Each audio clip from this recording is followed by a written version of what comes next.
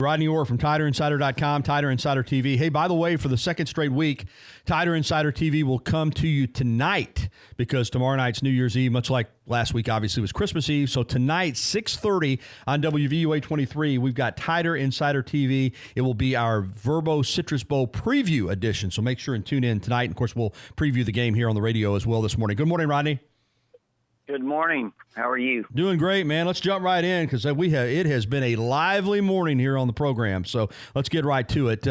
I said this earlier. I found out Saturday morning how the other half lives because, I'm always with Alabama in the playoff, and I don't have a chance to pay attention to what's going on with College Game Day on ESPN, but I watched it Saturday, and if you're not in the playoff, you're irrelevant as far as they're concerned. That's what it's come to, and that's another reason I'm for 8 teams, man. Spread the wealth a little bit. But Alabama, this is how the other half lives, I guess, and they're in Orlando getting ready for the Verbo Citrus Bowl against Michigan Wednesday morning at 11 a.m. at Camping World Stadium. The question I have for you is simply this. Alabama's better than Michigan.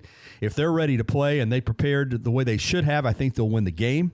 Of course, there's no way to know that from our perspective until we see them out on the field. But just your feeling on, do you feel like Alabama, the players have bought in, taking this game seriously, not wanting to finish this season on a negative, and will come out ready to play on Wednesday morning?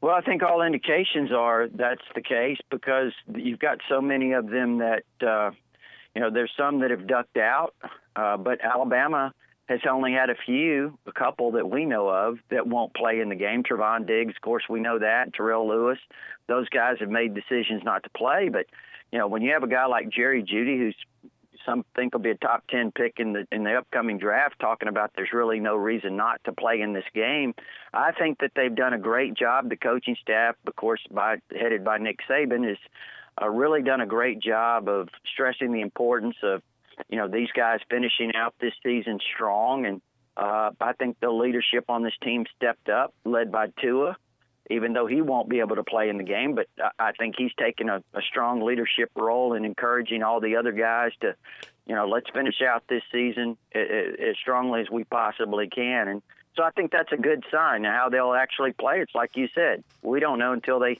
get on the field. But I do think that right now it seems like there's a good attitude. Yeah, you mentioned Tua, and certainly his presence has spoke volumes, I think, by what this means to this team.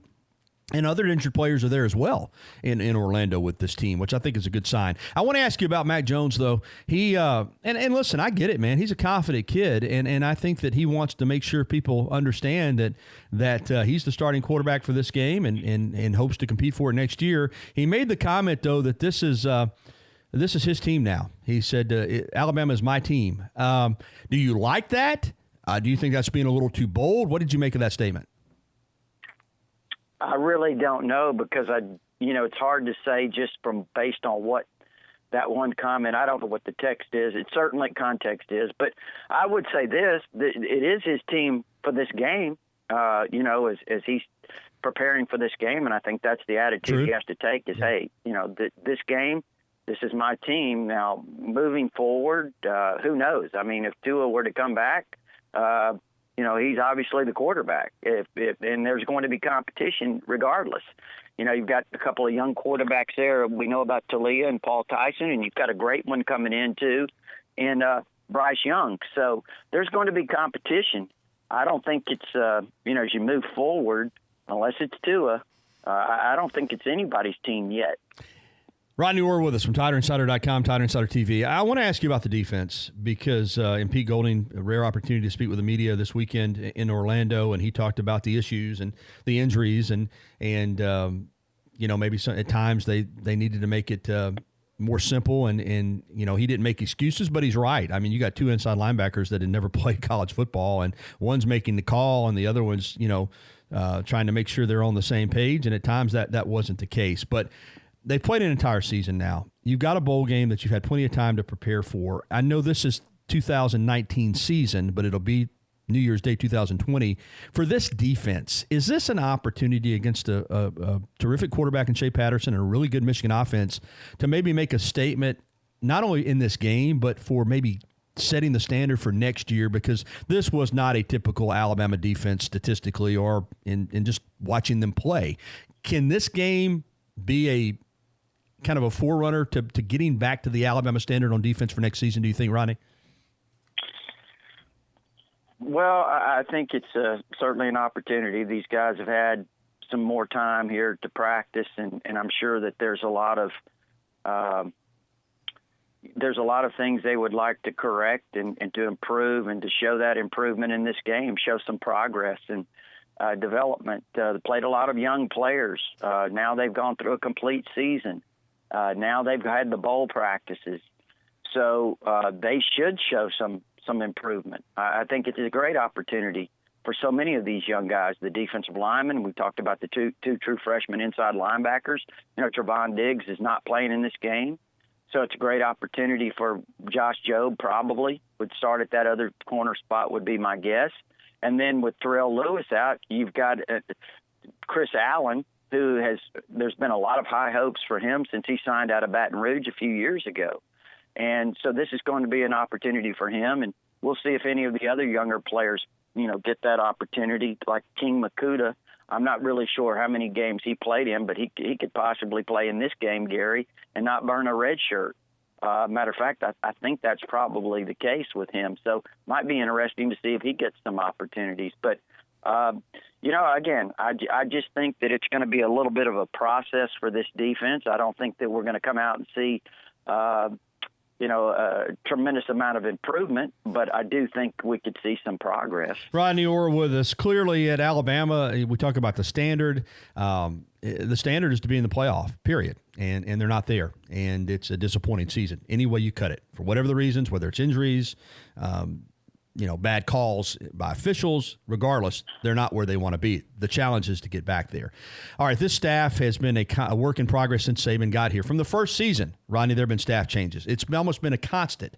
But a lot of those times, those coaches left on their own, or they left because they got opportunities. Last couple, 3 years, Saban's made some changes in his staff, and it looks like that's going to happen again. Now, what does that say about his ability to hire coaches if, again, 2 or 3 coaches are let go from this staff? At some point, you got to get this right, don't you? I mean, you can't just keep hiring, position coaches every year. At some point, there's got to be stability. What does that say about Nick Saban, his inability to get a staff, it appears, that works for him? Well, like you said, first of all, a lot of these guys have left on their own, and some of them clearly have felt like they fit better elsewhere. I think Josh Gaddis moved up, but he also said that I think he was quoted as saying that maybe he wasn't a fit here. So sometimes it's difficult to find that, exact fit that you're looking for. Coaches do move a lot nowadays. Hey, Gary, I just saw where there's been talk about Dave Aranda leaving LSU after being there for a few years, and now there's talk about Joe Brady leaving LSU. They're going to start paying the price for success. I think all these coaches, when you have a staff and you're successful, you pay that price. And it's tough to get guys like Sal Sinceri. And he's moved around, but he's a veteran coach, and he understands the Nick Saban system, and he's willing to work in that system. And I think some of these younger coaches and some other coaches, Gary, they're not really willing to do what it takes to pay the price to be that successful. Some guys, I think, like the easy road. Some guys don't do what it takes. And I think if that's the case with some of these guys, they need to move on. For Alabama, going forward, the recruiting class was top notch, and they're going to add some more. There could be some coaching changes, but just the feeling around college football that Alabama has been caught, and certainly that appears to be the case with what LSU has done this year, with what Clemson's done the last several years. It was tough when Saban got here because the program was down. But when he first ascended, it just appeared that Alabama was clearly head and shoulders above every other program in the country. Didn't mean they won it every year, although they came close. But now it doesn't appear that way to me. And again, I know Alabama's going to be good, but it's a tougher landscape. Do you think Alabama will get back in the playoff next year, or do you think that they're going to have to get used to living like the the other half lives with settling for bowl games. So how close do you think this program is to getting back into that playoff and having a chance to win a national championship? Well, I think a lot of that's going to depend on what juniors decide to come back, because this team, you could look at a complete overhaul offensively almost, or you could, if you get the right guys back, it could be a very potent offense once again with a lot of experience. Let's just look at it this way. You've got Tua, and you've got Alex Leatherwood and Jedrick Wills. You've got 3 receivers. You got Najee Harris. I'm probably forgetting someone, but all of those guys, let's say if, all of them leave, then think about the talent and the experience that you have to replace. I mean, that would be quite a bit, Indeed. obviously. Indeed. Now, I will say this, and a lot of people, everywhere you go, I know you get the same question, Gary. I basically can't go anywhere without someone saying, is he coming back, referring to Tua? Or, which juniors are coming back? That's a big question around town.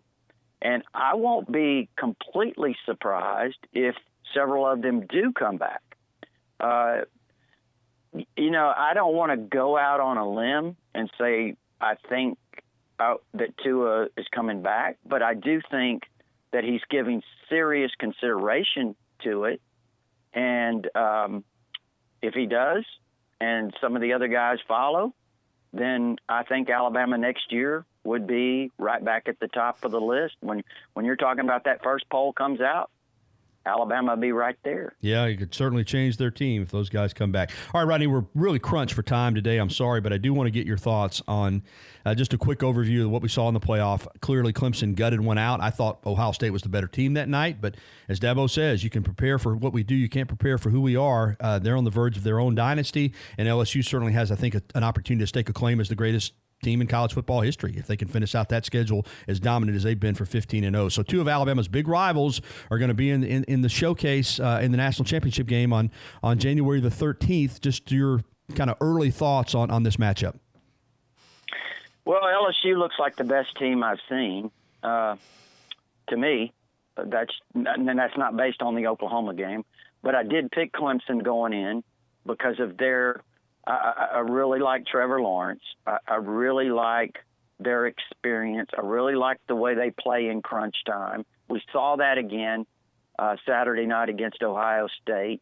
Dabo just seems to have them ready for the big moment. Now, you know this, Gary. It's extremely difficult to win those things back to back. Matter of fact, nobody's done it in the playoffs since this system's been in place. Right. So it's extremely difficult. And I will say this too, LSU has a little bit of an advantage. I mean, that was a practice game they had the other day. Clemson was beat up.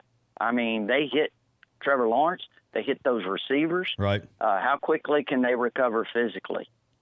We'll see. Of course, they get a lot of extra time this year, which will be to their advantage. Should be a great game. All right, folks, Rodney's on Twitter. Follow him at Tider Insider. Of course, catch him tonight on TITV at 6:30 with me. And, of course, TiderInsider.com's got all your Alabama discussion 24 hours a day, 7 days a week. Thanks a lot, Rod. Okay, buddy. Take care.